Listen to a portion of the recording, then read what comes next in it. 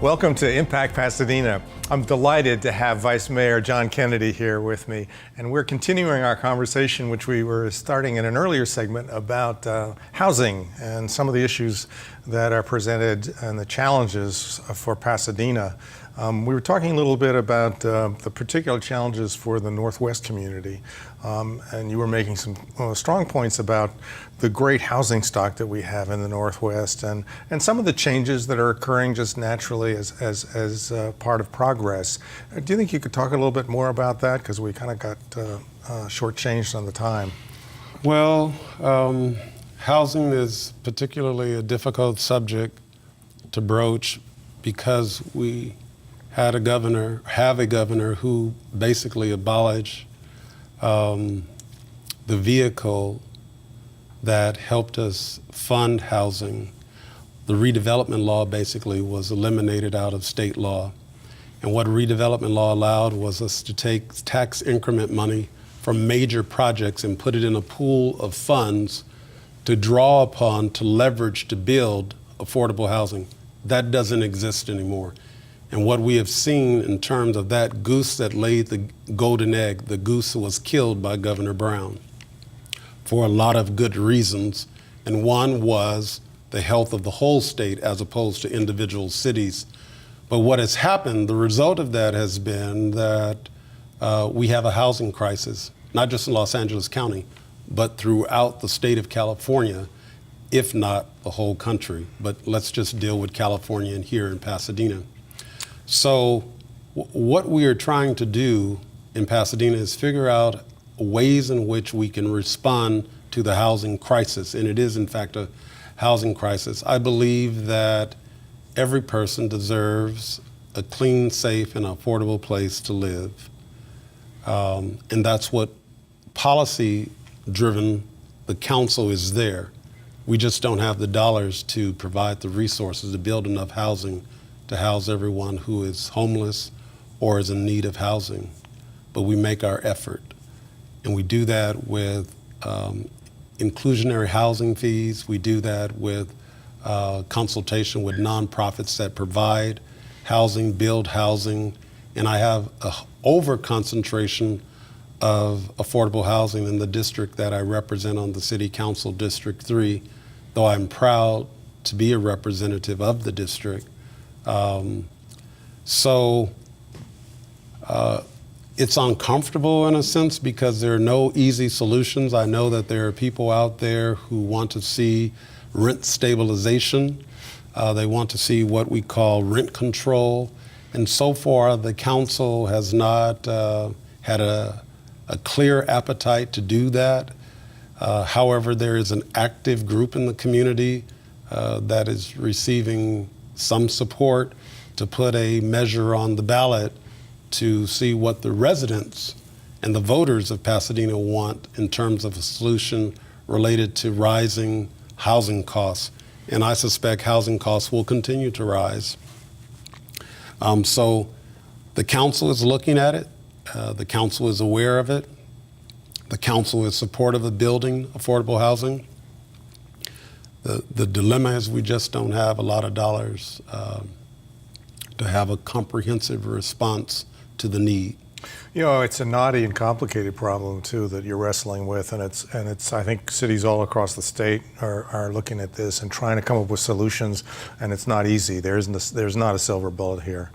What I also wanted to talk about another hot button issue I think in Pasadena, which is our educational system.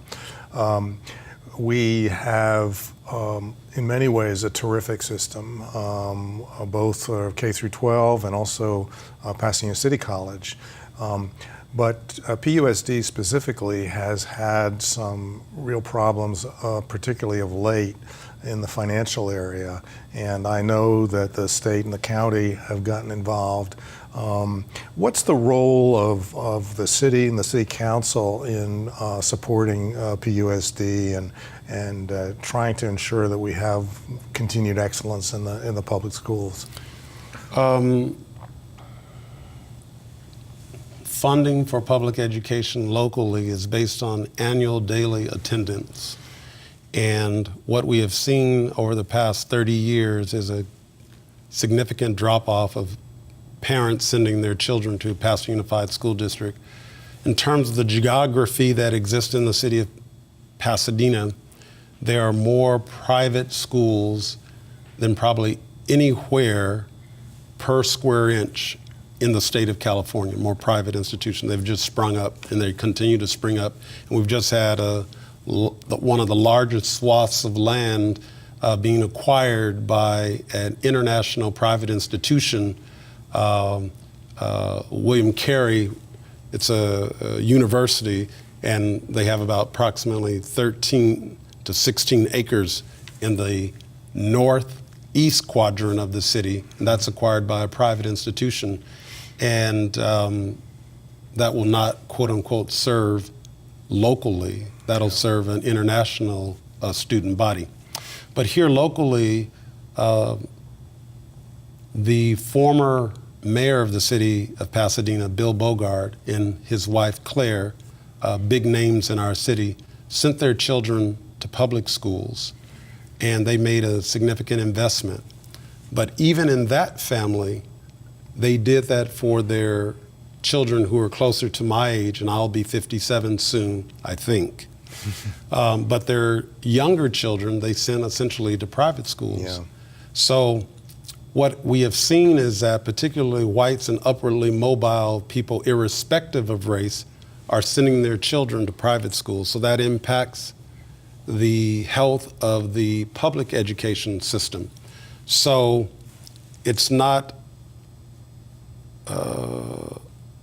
news to me that the Pasadena Unified School District would be having problems related to their finances, because they get so much money on how many people show up every day. And that's a problem. What we really need, which will be difficult to convince, is for those who buy homes in the city of Pasadena, particularly young couples, to really look at Pasadena Unified School District as a stronger option for their children.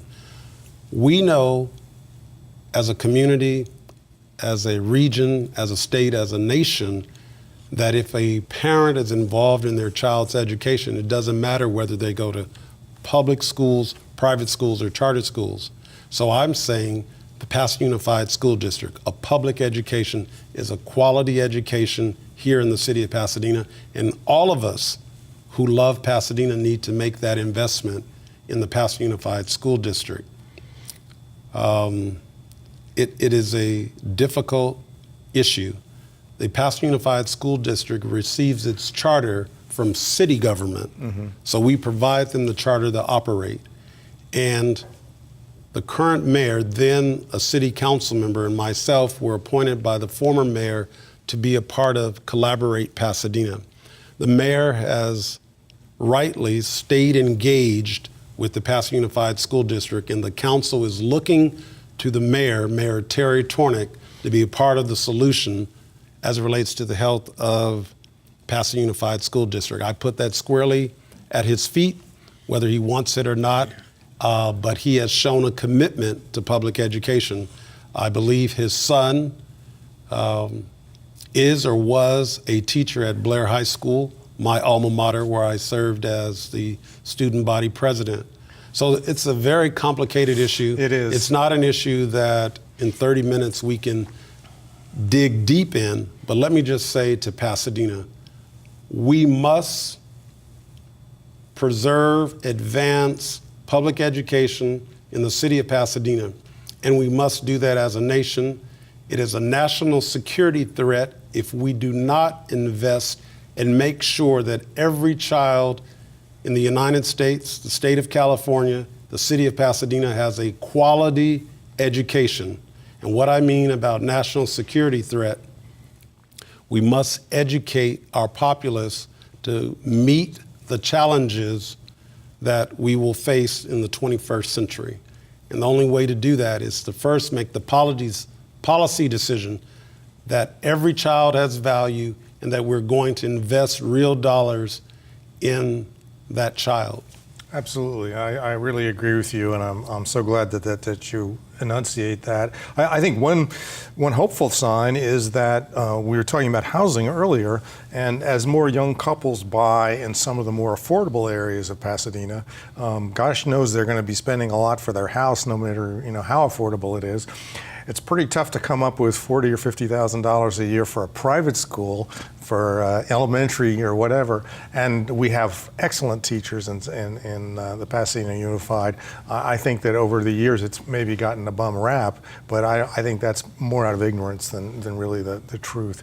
Let me turn to another issue that I know is concerning Pasadena, and that's our policing in the city. I know there have been some incidents that are, have been very disturbing for the residents of Pasadena. A young man, Chris Ballou, was beaten by Pasadena police officers, and that's caused a lot of concern and trepidation in the community. I know also that there's been a conversation ongoing about police oversight. I know that you support our police, and that we have I think most Pasadena folks feel like we have a good police force, but we also realize that there needs to be oversight by the city in whatever form that takes. So what are your views on what's going on with this? Well, first of all, I have a little bit of experience in this realm called policing. Mm-hmm. I'm very supportive of community policing. That's our police force, a paramilitary organization, if you will, focused on the community, engaging the community in the solutions that we need in terms of keeping our residents, business owners, and visitors to the city of Pasadena safe. I believe the supermajority of our police officers are fine human beings and do their job with commitment day in and day out. But there's more than just a sense by a few people that our police department needs to be right shifted in the right direction. And I think the city council, and certainly there's an opportunity that we have that's unique in that the former police chief resigned, and we have an interim police chief in the longtime personhood of John Perez. And John is a person who's highly qualified. He has, I believe, a PhD, just recently received his PhD. And we know that the higher educated person who becomes a police officer provides higher quality of service in response to the needs of a community. So we are fortunate that somewhere around 60% of our police force has a degree. Some certainly have advanced degrees. That's significant, and we do have a diverse department. What we're lacking in a little bit is hiring local, and that creates some challenges. But historically, the way in which we had more African Americans on the police department is because legal actions were brought against the city of Pasadena to say that there was a discriminatory way in which we hired police officers. And so in the late 70s, 80s, we saw an increase in local hires of police officers, and certainly African Americans. And we want to at least hire more police officers locally. And we're hoping that we can have many of those officers live in the city of Pasadena. This is a very thorny type of issue. You brought up the Ballou case. Well, the internal organization is looking at that in terms of making sure that what took place in that incident, that policy was followed. We have an external review of that particular police incident by someone that the city manager has engaged to look at that issue. We've had some hiccups as it relates to one of our officers, a lieutenant on the police department, being indicted by the U.S. Attorney's Office because of an investigation by ATF related to guns. And it's no secret that 2 van loads of guns were seized by ATF from one of our respected lieutenants on the Pasadena Police Department, who was the adjutant at that time to the then police chief, Phil Sanchez. And by the way, our former police chief was a police chief that was everywhere in the community and believed in community. Now we are, as a community, going to be searching for someone who has skill sets that may be a little bit different, that would have more understanding about the importance of discipline in the organization and the significant connection between that discipline and providing world-class service to all of the residents of the city of Pasadena. So I'm hopeful that that some positive changes will continue to happen. I think that this is another opportunity for the city council and the community to look at what is the right oversight. Yes. Do we need civilian oversight, more engaged in the police department? Certainly, the Police Officers' Bill of Rights, there are 3 states that have similar, very difficult legislation that protects the rights of police officers. One is New York, California, and the other state is Delaware. So we have to abide by any kind of adjustment related to police oversight in the context of the California Police Officers' Bill of Rights. Okay. Well, that's, again, it's a knotty problem. One of the other issues that I wanted to talk about a little bit was economic development in the city. We have a thriving city with major institutions here, Caltech, JPL. I know we're going to get the Kaiser Health Center. So there's a lot of economic activity. We have some high tech and things like that. We also have an active tourist industry. But we always have to be looking forward. And where do you see some of the areas that are potential for economic development? And I'm thinking not just of Old Pasadena or South Lake or some of those areas of retail, but also some of the areas that have been sort of bypassed in economic development, like Northwest and some of the areas, you know, a little bit in your district. Well, first of all, there's an opportunity for us to move forward with a tech corridor, an incubator space related to high tech and new technologies and new industries. Certainly the old Avon property that exists in Gene Masuda's district is a place where some economic development could in fact take place. That's closer to Foothill in Sierra Madre Villa, if you will, near the Gold Line. So that's a large piece of property with great possibilities there to do something extraordinary in terms of economic development. Could be housing, could be more of quote unquote economic development. As it relates to Northwest Pasadena is the hottest place in the city of Pasadena. It still is an opportunity there to really build institutions, build businesses, build housing. It's exciting because it's close to the Rose Bowl. It's close to the San Gabriel Valley Mountains that you look out and just feel the majesty of God's creation when you look at the mountains. So there's extraordinary opportunities for businesses who would like to locate here in Pasadena. Alibaba Film of Alphabet is located here. We have the Norton Simon Museum. As you said, we have the California Institute of Technology. But we also have in our community the Art Center of Design. And of all the vehicles that are currently on the road, 60% of them have been designed by graduates of the Art Center of Design. So this community is poised, about 150,000 people, we play outsized,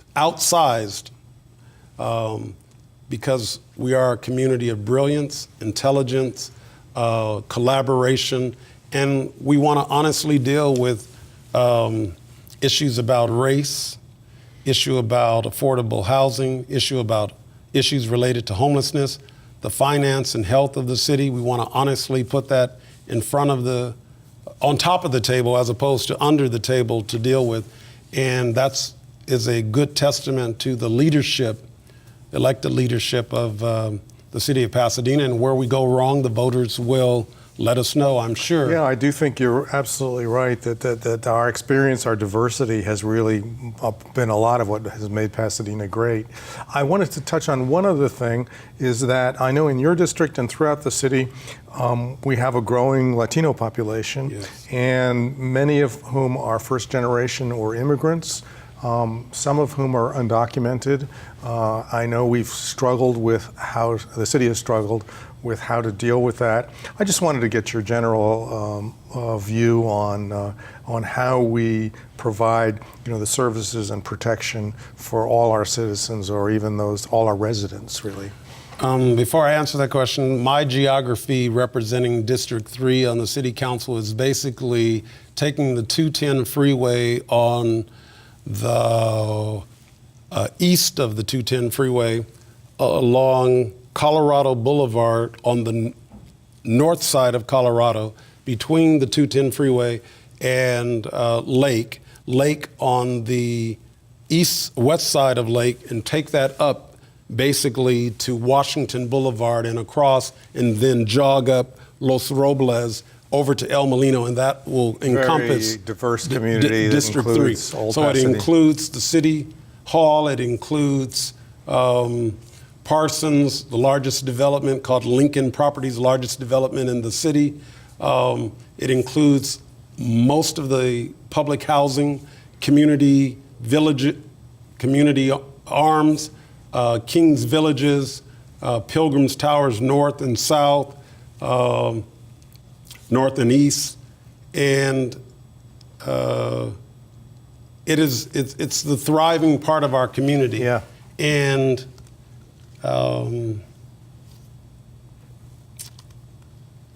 I just think that we as a community will be able to work together and solve some of these thorny, critical issues.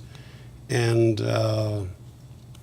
I'm very happy that I represent such great diversity on the City Council and some of the smartest people in the city of Pasadena live in District 3. Yeah, I know. As I was looking at the district, the geography that you described, it really is extraordinary, because you have some of the most, you have old Pasadena in there, and some of them, I believe, and which is, the dynamic, one of the most dynamic retail engines of the, and I should mention, I think I had read somewhere that Pasadena has more restaurants per capita than most any place in the country. We've got some great restaurants, we've got great retail, but at the same time you're dealing with the city services that are in your district. And I know there's senior housing. I go to Villa Gardens sometimes, and Villa Gardens is in your district. So you really have a great diversity. It's almost a microcosm of the city in a sense. It's great challenges. I know I personally have worked with some of your staff who helped us. I'm on the board of a small theater called Parsons Nose, and they helped us right contiguous to Old Pasadena, part of Old Pasadena, and they helped us to take an old funeral home and turn it into a theater. So that's the kind of thing, that the city council person does, finding the best uses for buildings. The YWCA I know is under examination. So yeah, you really have an interesting place that you're working on. Yes. I have a few more minutes to talk, and I think I'd like to get back a little bit to to the issue of homelessness that we touched on. I know that there are some, we're struggling with this all across the state, but what are some of the things that Pasadena is doing in that area? Well, each year we allocate monies from our federal allotment of Community Development Block Grant to deal with some of the housing homeless housing issues. We want to make sure that when there are bad weather days that we in fact have a place where people who do not have a home can go temporarily. We also have hotel vouchers that we provide, but that's only temporary housing. We have in my district some desire to build homeless permanent housing for seniors, and the specific spot that we are contemplating is the northeast corner of Fair Oaks and Orange Grove, where there is now the Church's Chicken, and it is adjacent to Heritage Square, which provides 69 units of affordable housing, primarily to a senior population.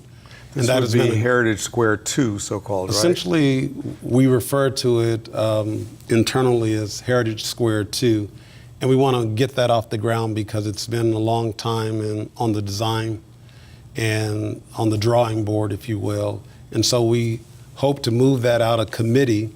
It's supposed to have gone to Ed Tech, which is chaired by Victor Gordo, I believe, and come back to the city council. And we'll have further discussion as to building a signature development on that site. A signature development may look like some kind of commercial on the bottom and then housing on the top, a mixed use. But whatever goes there, it has to be a signature development. The previous question, I don't think I adequately answered that. So if you would like to ask me that again. Well, unfortunately, we're running out of time. Okay. So I wanted to thank you so much. I didn't get to ask you about traffic, which you're probably thankful that I didn't. Because that's something that every city council person hears about at one level or another. But Vice Mayor John Kennedy, it's really been a delight to have you here. And thank you for your service to the community, and keep up the good work on the city council. I know we look to you for the leadership and the solutions to some of these problems that we refer to as naughty, housing, education. But it's a great city, and I think we're going to rise to those challenges under your leadership. So thank you, sir. Thank you very much, Hoyt, and I hope to be invited back sometime. I would love to have you. Anytime. Thank you. Anytime. Thank you. Thank you.